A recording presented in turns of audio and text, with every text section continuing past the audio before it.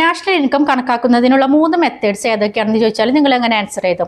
ഒന്നാമത്തത് production method, രണ്ടാമത്തത് income method, മൂന്നാമത്തത് എക്സ്പെൻഡിച്ചർ മെത്തേഡ്. എന്താണ് പ്രൊഡക്ഷൻ മെത്തേഡ്? ഒരു രാജ്യത്തിൽ ഒരു വർഷത്തിൽ ഉൽപ്പാദിപ്പിക്കുന്ന സാധനങ്ങളുടെയും സേവനങ്ങളുടെയും മൊത്തം മൂല്യം നോക്കിയിട്ട് നാഷണൽ ഇൻകം കണക്കാക്കുന്ന രീതിയാണ് പ്രൊഡക്ഷൻ മെത്തേഡിൽ വരുന്നത്.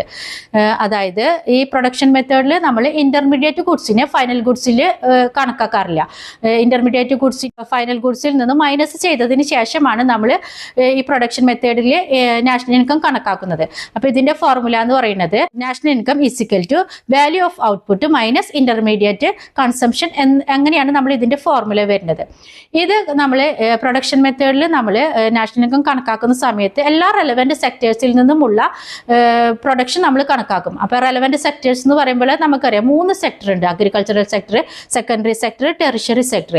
ഈ 3 സെക്ടറിൽ നിന്നുമുള്ള പ്രൊഡക്ഷൻ കണക്കാക്കിയിട്ട് അതിൽ നിന്നും ഇന്റർമീഡിയറ്റ് കൺസംഷൻ കുറച്ചതിന് ശേഷം വാല്യൂ ആഡഡ് കൂട്ടിയിട്ടാണ് നമ്മൾ ഈ രീതിയിൽ നമ്മൾ നാഷണൽ ഇൻകം കണക്കാക്കുക.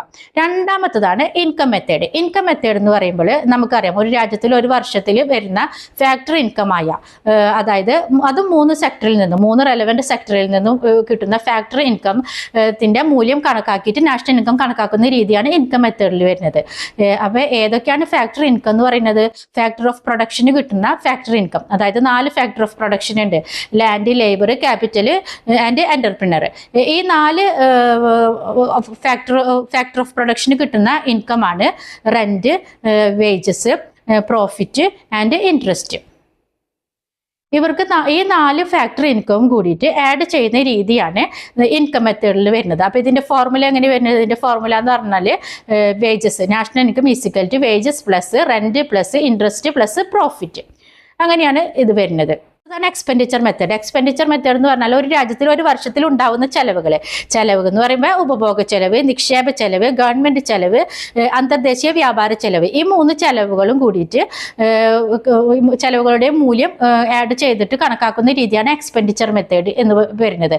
അതായത് ഇതിന്റെ ഫോർമുല വരുന്നത് national income is equal to C plus, C എന്ന് പറഞ്ഞാൽ കൺസംഷൻ എക്സ്പെൻഡിച്ചർ, പ്ലസ് ഐ എന്ന് പറഞ്ഞാൽ ഇൻവെസ്റ്റ്മെന്റ് എക്സ്പെൻഡിച്ചർ, പ്ലസ് ജി എന്ന് പറഞ്ഞാൽ ഗവൺമെന്റ് എക്സ്പെൻഡിച്ചർ, പ്ലസ് പിന്നെ നെറ്റ് എക്സ്പോർട്സ്, അതായത് എക്സ് മൈനസ് എം. അപ്പോൾ ഇങ്ങനെയാണ് എക്സ്പെൻഡിച്ചർ മെത്തേഡിൽ നാഷണൽ ഇൻകം കണക്കാക്കുന്നത്.